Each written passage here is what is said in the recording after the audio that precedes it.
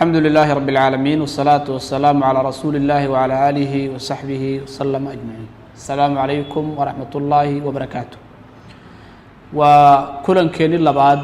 كل ما دي إنه كجور رمني بشة بركة سنة رمضان أحكام تيدا آداب تيدا فضائل كذا عبادوين ككل حجرة سيالها لوجا فائدة السنة يوم.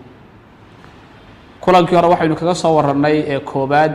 بشة يوينان تايلا ذا. kabilahaan iyo waxyaalaha ilaahay kaga gaar yeelay bilaha intooda kale bishatan soonka la soomo fadliga uu leeyahay ayaynu ku soo qaadanaynaa mowduuca maanta waxaynu leenahay marka koobaad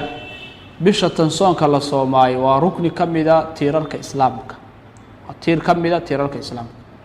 waxay ka dhigan tahay marka qofka sooman bisha Ramadaan waa qof gudanaya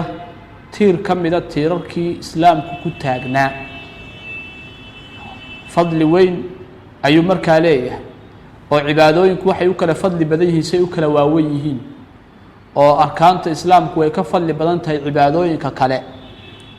marka waa waajib aw gudanayo qofkii muslimka ahaa oo waliba tiirarkii islaamka kamid ah fadliga labaad waa in qofka sooma bishatan aw dambi dhaaf ku helayo wuxuu nabigeenu yiri calayhi salaatu wasalaam xadiiska Bukhari iyo Muslim wariyeen man saama ramadaana iimaanan wa ihtisaaban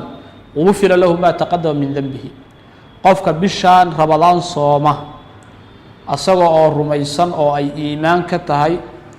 ihtisaab ka tahay ajar ku doonayo ilaahay ajar kaga doonayo subhanahu wa ta'ala qofka waxa loo dhaafaa wixii dambigiisa ahaa ee hormaray ayuu nabiga calayhi salaatu wasalaam qodobka saddexaad oo fadaa'ilka kamid ah waa sabab kamid ah sababaha lagu galo jannada lagu galo qofku inuu soonka Ramadaan guto waa sabab kamid ah sababaha u waaweyn ee jannada lagu galo nin baa nabiga u yimid calayhi salaatu wasalaam markaas uu wuxuu rasuulka ilaahayow waxaad ka warantaa haddaan salaadaha shanta soomo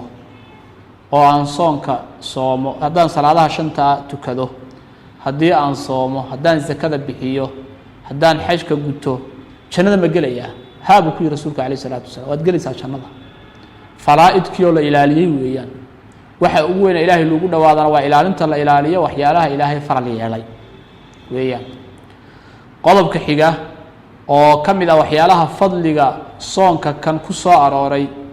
waa in ilaahay subhanahu wa ta'ala ajarka iyo abaalka soonka laga helayo aw qariyay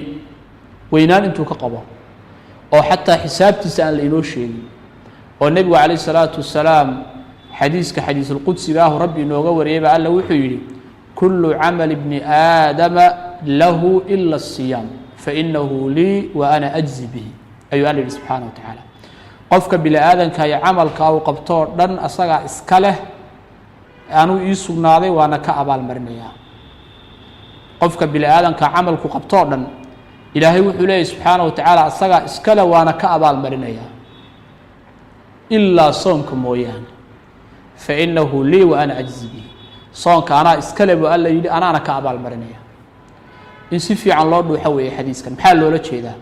salaadaba ilaahay baale oo zakada ilaahay baale oo xajka ilaahay baale maxaa soonka kaliya loo yiri rabbi baale waxaa loo leeyahay salaada iyo zakada iyo xajka acmaasha noocaas markuu qofku gudanayo way muuqdaan oo waa la ogaan karaa laakiin soonku sida uu ka duwan yahay qofku hadduu gurigiisa intuu iska gala wax cuna wax cabbo hadduu intuu suuliga iska gala wax cuna wax cabbo ilaahay mooyaane cid la ogaan karta cibaadadaas ma jirto maadaama ilaahay mooyaane cid la ogaan karta aysan jirin oo awsan istusnimo iyo riyaa geliba karin xagga marka laga fiiriyo ayaa ilaahay wuxuu ka yeelay abaalmarkiisana abaalmar ilaahay uu og yahay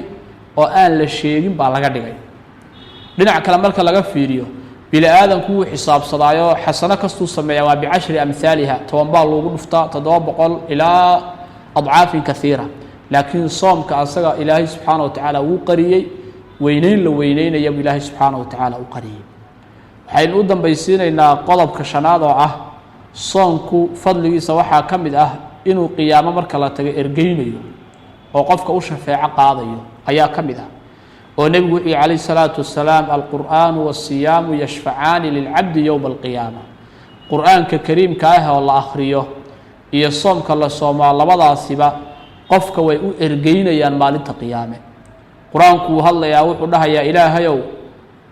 هبين كيبان هردد أديدو هبين أنو يوسو تشيدي تشري صوم كينو إرقين يا وحدها يا إله يو مالنتي وحا نديدي شهوديسي يا عندي يا عبتانكي أيا نديدي إله يقول إرقيه والكورن هدير رمضان تإلهي كوكل مياه أديقه صومن قرآن كي الله آخرنا يا أو الله وضع قيامها يكون دودان وأي قيامها إلهي كاغي إرقيان سبحانه وتعالى إلهي وحي ويدسانا إلو نوافتشيه صوم كيسا يا قرآن آخر كما صلى الله وسلم على نبينا محمد وآله وصحبه وسلم أجمعين.